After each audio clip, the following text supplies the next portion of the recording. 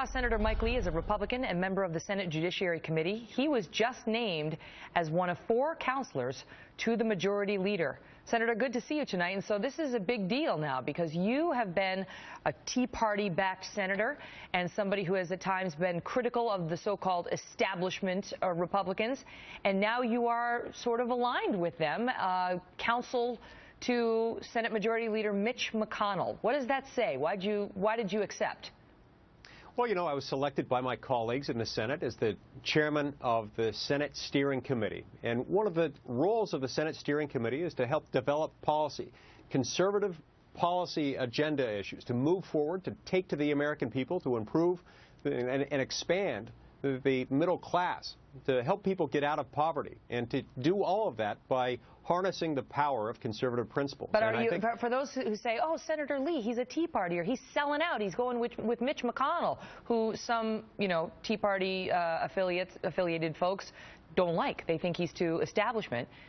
What do you say? Are you abandoning any sort of your Tea Party ties? Is there a movement away from those ties in general in the Congress right now?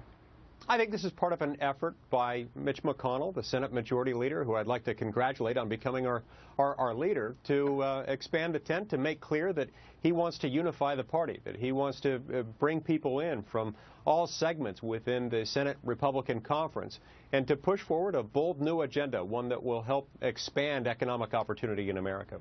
What do you make of it? Because some folks, like just the regular mainstream media, looked at what happened over in the other body today, the House, with John Boehner not getting the support of all Republicans. 25 either chose to vote present or for somebody other than him for House Speaker, and they talked about, oh, it's a big schism within the Republican Party, and, you know, they're fighting on where they should be celebrating.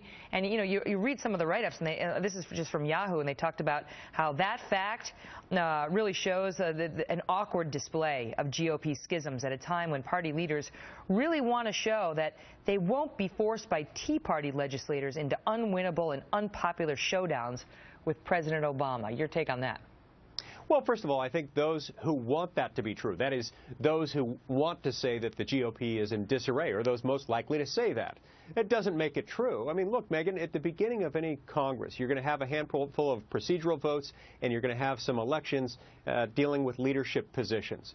But those votes in the House are now over, and we can move forward, and I think you'll see some real unity within the Republican Party on both sides of the Capitol, moving forward with a bold new agenda to help create more jobs, to help minimize the role of government. Most importantly, Megyn, to do what the American people sent us here to do.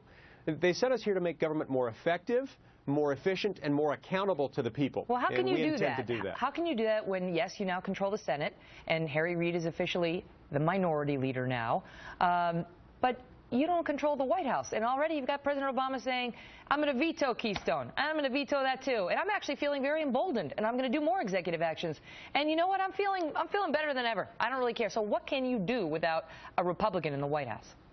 Well, first of all, it's important to remember there's a big difference. There's a world of difference between a veto threat and a veto.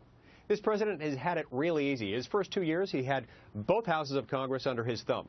The last 4 years, he's had one House of Congress under his thumb. He's basically had Harry Reid exercising the vetoes for him, so he hasn't had to do it. Actually vetoing something is very, very different. And if the president wants to circumvent the will of the American people that they expressed in the November elections, and if he wants to veto legislation that would create tens of thousands of jobs and shore up America's energy independence, he's going to have to defend that to the American people, and it's going to be a pretty hard for him to do. All right, but here, the big question a lot of folks are asking as they see the Republicans now take over, you know, you are now in control of Capitol Hill, is, are you going to be bold? Are you going to, as you mentioned, push for these conservative principles for which you stand? Or are you going to hedge because you're worried about 2016 and not alienating anybody in anticipation of the next presidential race? Well, I think the best way to approach 2016 is for us to be bold. I think the best way for us to approach the next election cycle is to handle well the trust the American people have handed to us in this cycle. That is, we've got to stand for the things that we said we would stand for. The American people sent us here to restore limited government. The American people sent us here to make government more effective, more efficient, and more accountable. And that's what we're going to do. How about immigration? That's a fight that is yet to be had. It's going to rile up.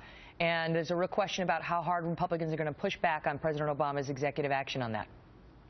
Yeah, that really relates to how hard we're going to work to make sure that the law is enforced, to make sure that the law is followed, and to make sure that the Constitution isn't trampled in the process. What about defunding his executive action? Yeah, I think we need a spending restriction. I think we need to restrict the president's ability to spend a single dime on an unlawful, unconstitutional executive order dealing with executive amnesty. Look, regardless of how you feel about amnesty, and there are people all over the map on this issue who agree that ours is not a government of one.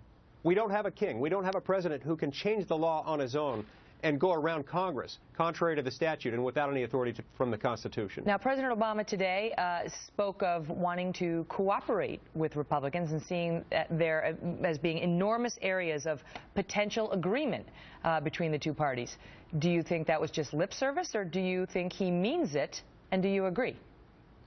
Well, to the extent that he means that we're going to do things that up more jobs, to the extent he means that we're going to follow the law, to the extent that he means that he's going to respect the Constitution, yeah, I'm all about that. And I'd like to believe that the President of the United States, who has himself sworn an oath to uphold, protect, and defend the Constitution, means those things. We'll see what he means in the coming weeks. I'd like to give him the benefit of the doubt on this one. But, in the past, he's shown us that he's willing to trample it. I hope he'll discontinue. I hope he will choose a different path, a better path, because the American people deserve better, and they're demanding more. The big headlines in most of the mainstream media today focused on John Boehner not getting these 25 votes and so on, and they love to capitalize on any schism they perceive in the GOP.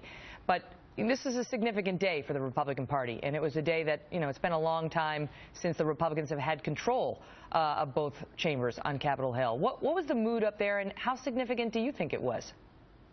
It was a very significant moment. I mean, I had a great feeling as I walked into the Senate chamber today, and I saw the desks as they had changed positions. I saw that the majority leader was different than the majority leader was just a few weeks ago. This was a moment of great optimism, and I watched with great excitement as some of my new colleagues, including Joni Ernst from Iowa and Ben Sass from Nebraska, came into the chamber.